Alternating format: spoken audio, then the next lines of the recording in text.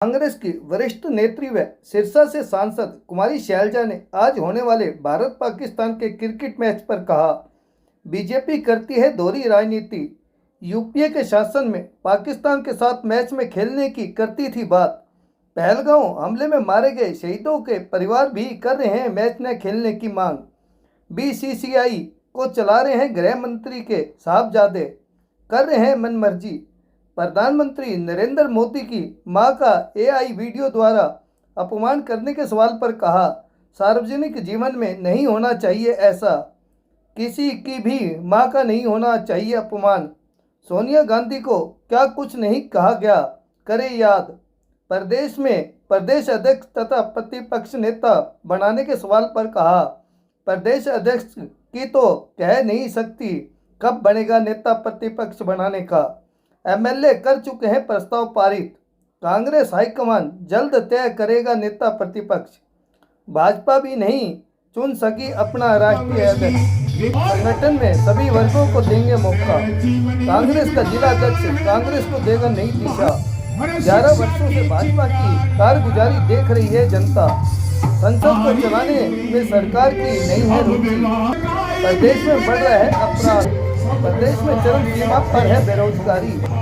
कांग्रेस के नवनियुक्त जिला अध्यक्ष परवीन चौधरी के रविदास मंदिर में आयोजित शपथ समारोह को संबोधित करने के बाद पत्रकारों से कर रही थी बात। इस मौके पर पूर्व स्वास्थ्य मंत्री डॉक्टर एमएल रंगा, पूर्व विधायक चिरंजीव राव, नीलम भगवाड़िया, भारत सिंह हरचंदपुर, पूरन सिंह हरचंदपुर, साधु राम सहित अनेक गणमान्य लोग रहे मौजूद।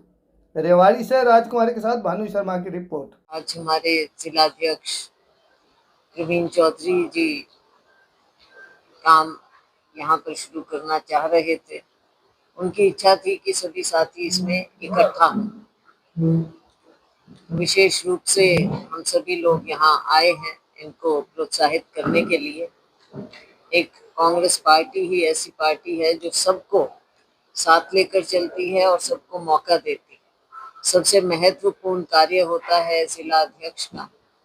यहाँ से शुरुआत हुई, आगे आने वाले समय में हमारे जिला अध्यक्ष जिलों में नई दिशा देंगे कांग्रेस पार्टी को, और राहुल जी और खड़गे जी का जो पार्टी का संदेश है नीचे तक जमीन तक ले जाना है वो लेकर जाएंगे। आज के दिन भाजपा सरकार केंद्र में और यहाँ एनडीए की सरकार है केंद्र में, यहाँ पर भाजपा सरकार है राज्य में।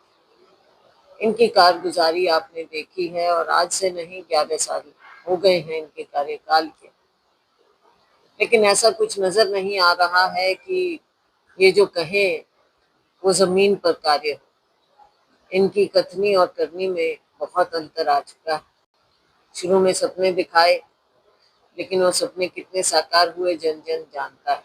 और आज के दिन ये भी साबित हो रहा है कि कांग्रेस पार्टी जहां 36 बिरादरी को साथ लेकर चलती है, भाजपा समाज में हमेशा दरार ही डालती है।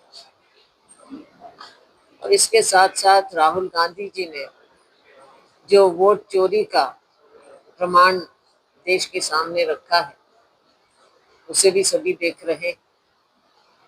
आने वाले वक्त में और बातें सामने आएंगी और ये बातें ऐसे कागजों पर आधारित है जो कागज खुद, जो दस्तावेज इलेक्शन कमीशन द्वारा ही दिए गए, उन पर आधारित बातें इनका पर्दाफाश किया जा रहा है।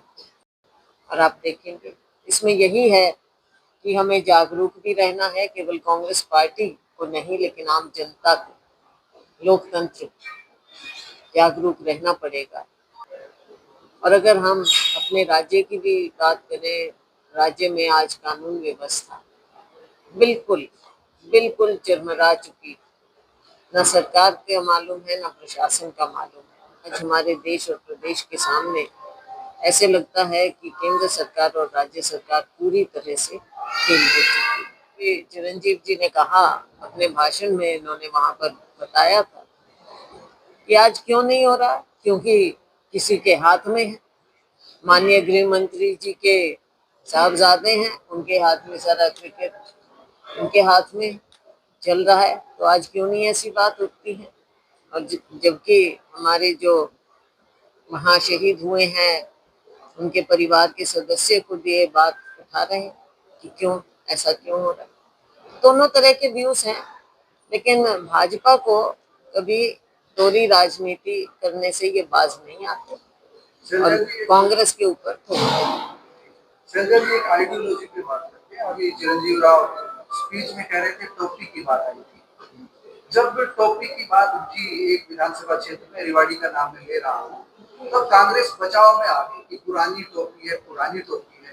कांग्रेस अपनी आइडियोलॉजी को लेकर के आक्रामक क्यों नहीं हुई कि हम टोपी भी पहनेंगे, गिरजाघर में भी जाएंगे। मैडम को दूसरी जगह भी ये बात हाँ, इसका जवाब मैं दे पाऊंगा ना, इसका जवाब मैं ये जानना चाह रहा हूँ कि आइडियोलॉजी को लेकर के जो पंथ निरपेक्षता की, धर्म निरपेक्षता की हम बात करते हैं, उस पर कहीं कांग्रेस कमजोर नजर नहीं आ रही। मैं एक चीज इसमें कहूँ जी, ये आज बीजेपी को भी सोचने की जरूरत है कि आज जो बाढ़ प्रभावित पंजाब है, वहां सबसे ज्यादा मदद मेवात के इलाके से वहां भेजी जा रही है।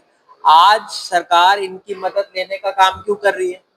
मैंने तब भी चुनाव के अंदर कहा था आप हर धर्म को साथ लेकर चलो, और आपने शायद मेरे भाषण में उसका अर्थ नहीं समझा कि लोग जो है चुनाव के समय टोपियां देखने लग जाते हैं कि आपके पास कौन सी टोपी पहनी हुई है। आपको देखना चाहिए कि आपने कितना काम किया, कितना विकास किया है।